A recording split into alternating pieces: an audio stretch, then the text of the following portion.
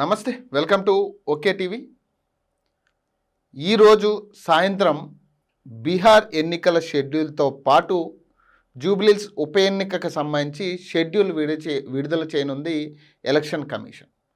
So దీని మీద ప్రధానంగా జూబ్లీహిల్స్ ఉప ఎన్నికకు సంబంధించి యావత్ తెలంగాణ వేచి చూస్తున్న ఎన్నిక ఇది.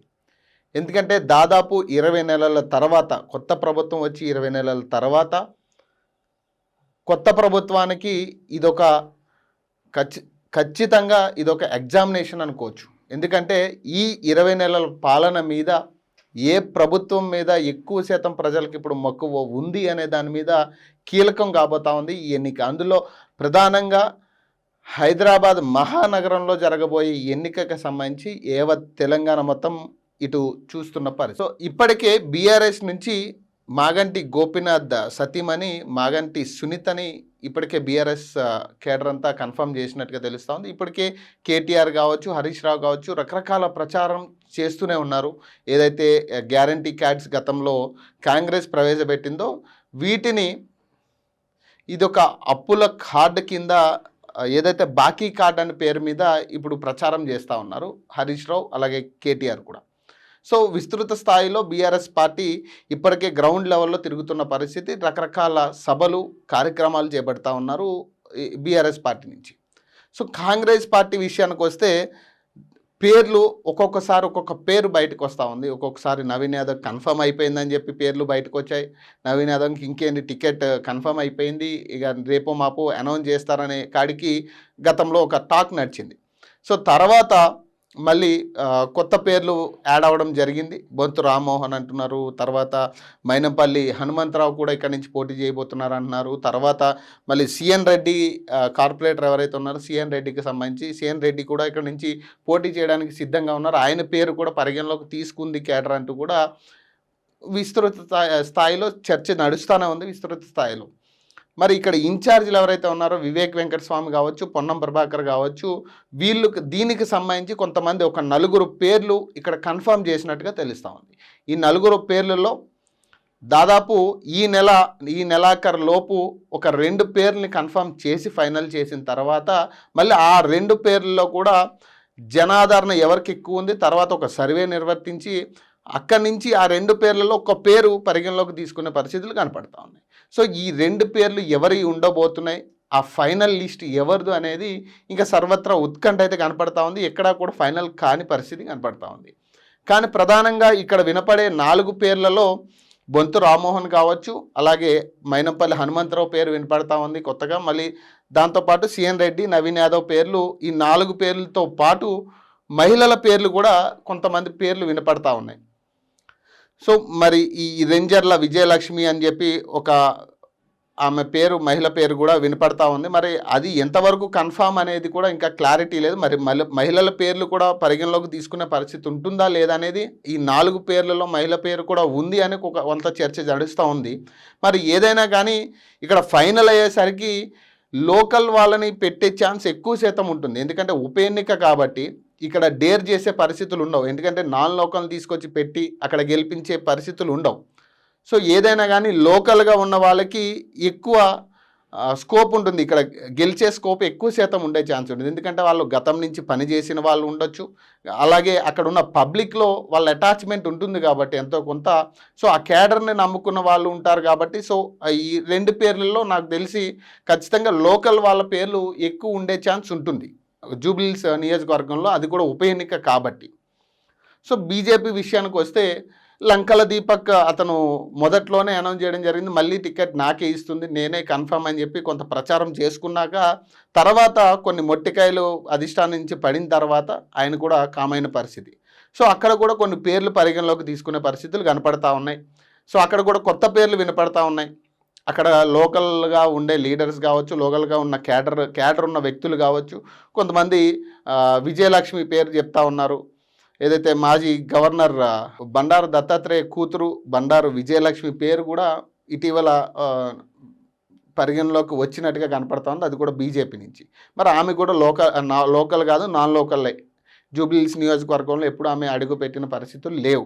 మరి ఇక్కడ కూడా మళ్ళీ లోకల్ వాళ్ళకి ఎక్కువ ప్రాధాన్యత ఇచ్చే పరిస్థితులు కనపడతా ఉన్నాయి. ఇప్పుడు ఎవరైతే గతంలో కార్పొరేటర్గా చేసిన వ్యక్తి కిలార్ మనోహర్ లాంటి వాళ్ళు కావచ్చు, ఇలాంటి వాళ్ళని ఎక్కువ పరిగణలోకి తీసుకునే ఛాన్స్, ఎందుకంటే లోకల్స్కి ఇస్తే గెలుపు ఈజీ అయ్యే ఛాన్స్ ఉంటుంది. బేసిక్గా ఎక్కువ కష్టపడే ఛాన్స్ ఉంటుంది, ఎందుకంటే వాళ్ళు ఆల్రెడీ లోకల్గా వర్క్ చేసి ఉంటారు కాబట్టి ఆ పబ్లిక్లో ఎక్కువ శాతం వాళ్ళకి గుర్తింపు ఉంటుంది.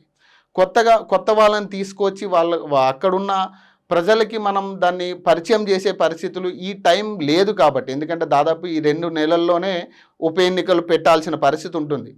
నవంబర్లో అక్టోబర్ ఆల్రెడీ అక్టోబర్ ఎంటర్ అయ్యాం కాబట్టి అక్టోబర్ ఎండింగ్ కానీ నవంబర్లో కానీ ఈ ఉప ఎన్నికలు ఖచ్చితంగా పెట్టాల్సి ఉంటుంది. స్థానిక సంస్థ ఎన్నికలు ఈ అక్టోబర్లో పెట్టడం జరుగుతూ ఉంది కాబట్టి ఒకవేళ కోర్టు తీర్పు ఏదైనా కానీ స్థానిక సంస్థల ఎన్నికలకి షెడ్యూల్ ప్రస్తుతానికైతే విడుదలైంది కాబట్టి అక్టోబర్లో స్థానిక సంస్థ ఎన్నికలు ఉంటాయి కాబట్టి నవంబర్ ఎండింగ్లో మేబీ దీనికి సంబంధించి షెడ్యూల్ విడుదలయ్యే పరిస్థితి ఉంటుంది. అంటే షెడ్యూల్ డేట్స్ అనేవి నవంబర్లో ఇచ్చే ఛాన్స్ ఉంటుంది ఈరోజు ఈవినింగ్ ఒకవేళ డేట్స్ పరిగణలోకి తీసుకుంటే, లేదా నవంబర్ ఆర్ డిసెంబర్ ఏదైనా కావచ్చు. కానీ మ్యాక్స్ ఈ 2 నెలల్లోనే ఈ ఉప ఎన్నిక అనేది ఖచ్చితంగా అనివార్యం కనపడతా ఉంది. సో బీజేపీ నుంచి ఖచ్చితంగా లోకల్స్ని పరిగణలోకి తీసుకుంటారా, లేదా మళ్ళీ లంకల దీపక్నే పెడతారా, లేదా ఇంకెవరైనా కొత్త వాళ్ళని తీసుకొచ్చి పెట్టే ఛాన్సెస్ ఉంటాయి అనేది కూడా ఇక్కడ కొంత చర్చ జరుగుతూ ఉంది. సో ఏదేమైనా కానీ గతంలో ఒక్కసారి మనం గత గ్రాఫ్ చూస్తే, అంటే గత ఎన్నికలకు సంబంధించి ఏదైతే ఫలితాలు వచ్చాయో దీని పరంగా ఒక్కసారి పర్సంటేజ్ మనం చూసుకుంటే, సో బీఆర్ఎస్ అభ్యర్థి మాగంటి గోపినాథ్కి 80,549 ఓట్లు గతంలో పోలవడం జరిగింది. 43.94% ఆయనకి ఓట్ పోలింగ్ అయింది ఈ జూబ్లీహిల్స్ నియోజకవర్గంలో. అలాగే కాంగ్రెస్ అభ్యర్థికి మొహమ్మద్ అజారుద్దీన్కి 64,212 ఓట్లు పోలయ్యాయి. అంటే 35.3% ఓట్లు అజారుద్దీన్కి పోలాయి. ఇక్కడ అంటే గ్యాప్ అనేది ఒక 20,000 మెజారిటీ గ్యాప్లోనే కనపడతా ఉంది. అలాగే లంకల్ దీపక్ రెడ్డి విషయానికి వచ్చేసరికి దాదాపు 25,866 ఓట్లు పోలాయి. 14.11% లంకల్ దీపక్ ఓట్లు అనేది పోలవడం జరిగింది. అలాగే ఎంఐఎం విషయానికి వస్తే మొహమ్మద్ రషీద్ ఫజరుద్దీన్ సంబంధించి 7,848 ఓట్లు మాత్రమే పోలవడం జరిగింది. అంటే ఎంఐఎం తక్కువ ఉంది. బీజేపీ కూడా లంకల్ దీపక్ విషయానికి చూసుకుంటే పైన 2 సంఖ్యలో చూసుకుంటే చాలా తేడా ఉంది లంకల్ దీపక్ ఓటుకి సంబంధించి.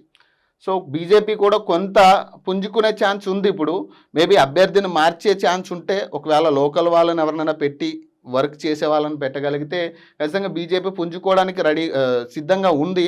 అలాగే కాంగ్రెస్ విషయానికి వస్తే కాంగ్రెస్ గతంలో 20,000 మెజారిటీ అంటే కొంచెం దగ్గరగా ఉన్న పరిస్థితులు. మరి ఇప్పుడున్న కాంగ్రెస్ పరిపాలన చూసిన ప్రజలకు సంబంధించి ఏదైతే ఈ 6 గ్యారెంటీలు అమలు కాలేదని, కొంతమంది అమలు అయినాయి అని, కొంతమంది అమలు కాలేదని, సరిగ్గా పరిపాలన జరగట్లేదని చెప్పి హైడ్రా అంశాలు చూసి ఇవన్నీ చూసిన తర్వాత మరి ఇంకా మెజారిటీ తగ్గే ఛాన్స్ ఉందా, పెరిగే ఛాన్స్ ఉందా అనేది ఇక్కడ క్లారిటీ. ఎందుకంటే అభ్యర్థి బట్టి కూడా కొంత ఇక్కడ ఆ ఓట్ వేరియేషన్ అనేది కనపడుతుంది.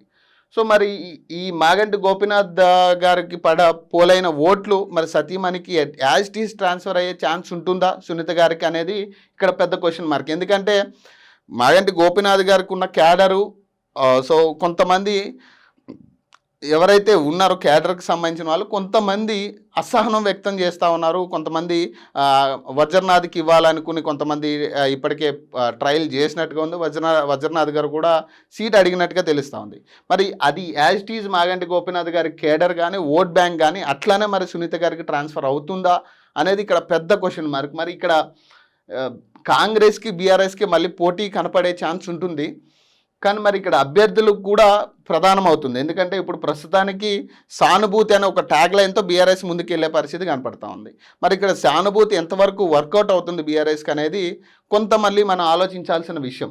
చూద్దాం. దీనికి సంబంధించి ఏదైనా కానీ దాదాపు 3,99,000 ఓట్లు ఇప్పుడు జూబ్లీహిల్స్లో ఉన్నట్టుగా కనపడుతుంది. ప్రధానంగా ఈ ఓట్లు ఏదైతే ఈ 30వ తారీఖు ఫైనల్ అవుతుంది, ఈ ఓటుకి సంబంధించి ఏదైతే ఈ బీసీ రిజర్వేషన్ ఇవన్నీ ఇప్పుడు ప్రస్తుతానికి ఉన్నాయి కాబట్టి సో ఇవన్నీ చూసుకున్న తర్వాత ఓట్లకు సంబంధించి ఏదైతే ఉందో ఉప ఎన్నికకి సంబంధించి 3 ప్రధాన పార్టీలు ఇప్పుడు పోటీలో ఉన్నట్టుగా కనపడతా ఉంది.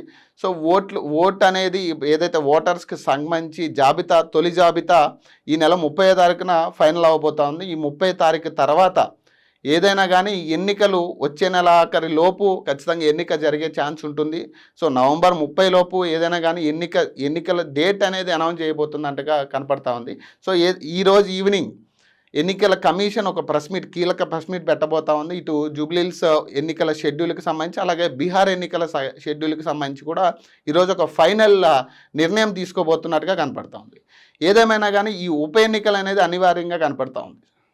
సో అటు ఉప ఎన్నికలకు సంబంధించి దాదాపు ఈ సంవత్సరం కానీ వచ్చే సంవత్సరం మే వరకు కూడా ఈ ఉప ఎన్నికల పరంపర కనపడతా ఉంది. చూద్దాం దీనికి సంబంధించి ప్రజలు ఎట్లా ఆదరిస్తారు, ఏ పార్టీకి ఆదరిస్తారు అనేది ఇప్పుడు సర్వత్రా ఉత్కంఠ అయితే కనపడతా ఉంది. సో మరిన్ని అప్డేట్స్ కోసం చూస్తూనే ఉండండి ఓకే టీవీ.